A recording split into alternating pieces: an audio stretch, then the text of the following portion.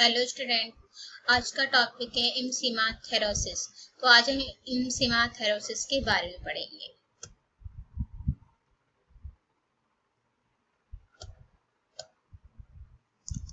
तो सबसे पहले है डेफिनेशन ऑफ इम्फीमा थेरोसिस, which is present of pus in the pleural cavity.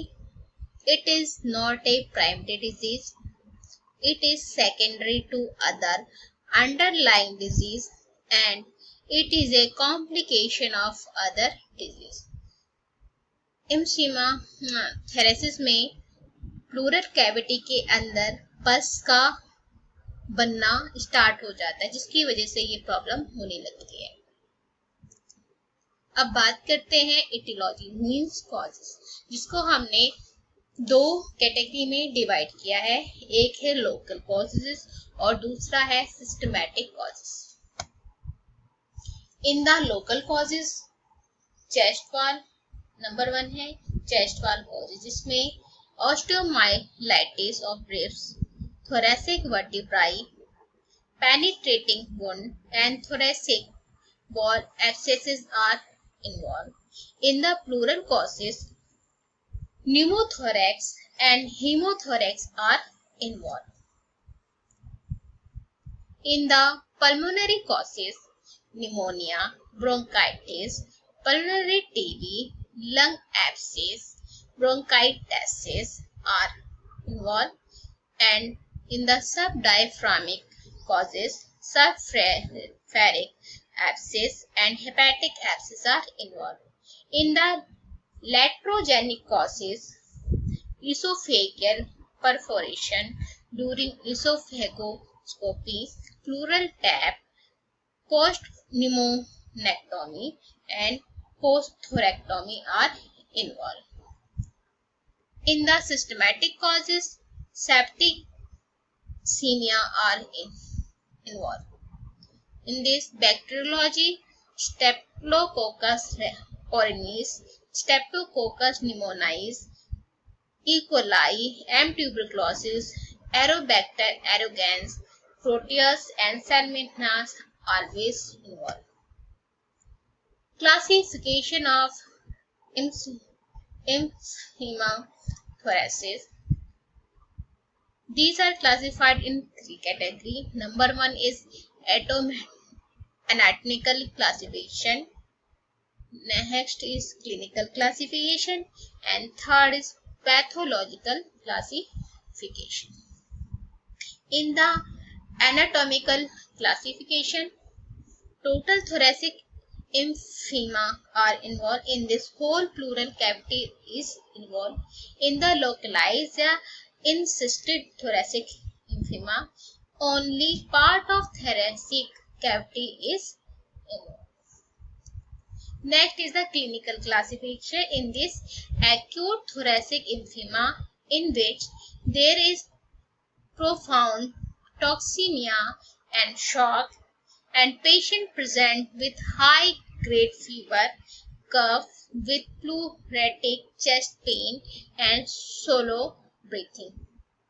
Second part is part of the clinical classification is subacute thoracic emphysema. In this is less severe form of presentation in patient who was on antibiotic for pneumonia.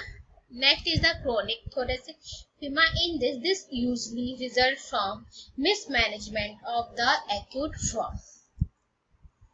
Next classification is the pathological classification. In this, exudative emphysema, fibrinopleural emphysema, and organizing emphysema are involved. Next topic is pathophysiology. In this, according to American Thoracic Society, the development of thoracic emphysema passed through 3 stages. Number 1 is exudative stage, number 2 is fibrinopleural stage, and number 3 is organizing stage. Stage 1, exudative stage. In this is truly inflammatory process in which there is an increase in permeability of small blood vessels, leading to exudation of fluid in the pleural cavity.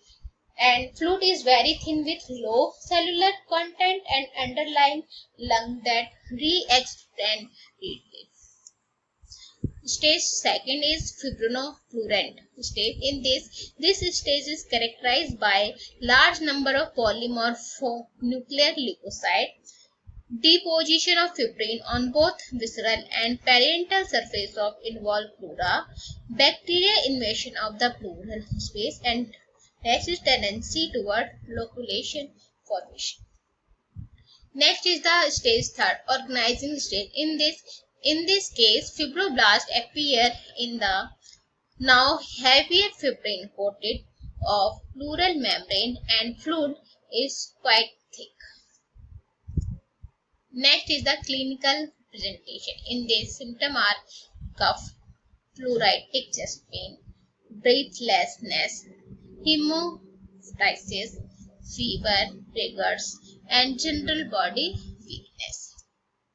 Sign is febrile, dyspnea, toxic, and chest examination, which evidence of fluid in the chest cavity, stony, hard percussion note. Next is the workup, also called investigation or diagnosis. In this lab study, hematological investigation also involved. In this, hemoglobin, WBC count plus ECR, ELISA test for HIV, bacteriological investigation. In this, sputum for AFB, sputum for culture and sensitivity, and pus for culture and sensitivity are involved. Next is the imaging investigation. In this chest test, they are used. Abdominal USS to rule out hepatic abscesses are involved. CT scan of the chest. In this, had to delineate the pleural fluid accumulation. Can also detect airway or parenchymal abnormalities like endobronchial obstruction or the presence of lung abscess. Next is the diagnostic procedure like aspiration of pus to confirm diagnosis.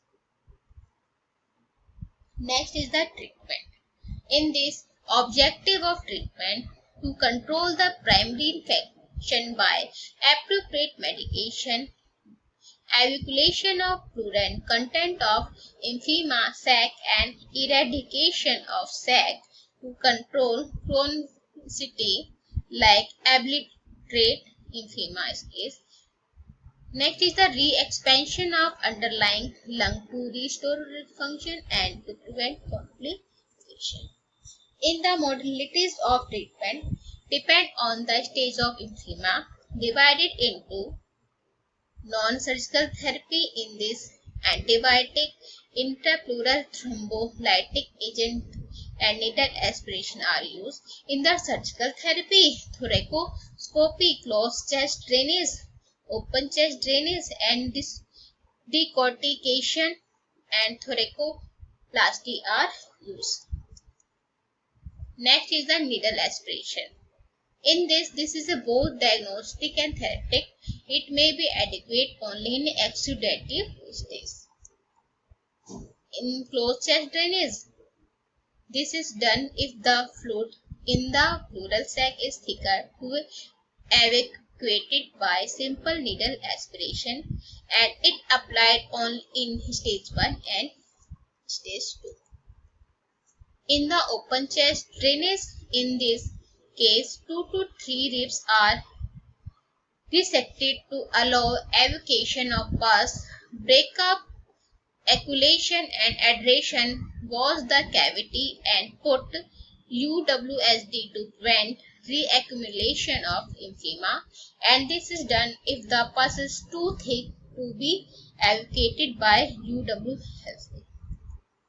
Next is decortication. In this case, thoracotomy is done and peel out the cortical layer over the parietal and visceral surface. In the thoracoplasty, in this case, ribs are taken away to compress the chest, and due to high mortality and morbidity, the process has been abandoned. Next is the complication. In this, respiratory insufficiency, systemic septicemia, septic emboli to the brain, bronchopleural fistula, lung collapse, emphysema necessitans, and amyloidosis also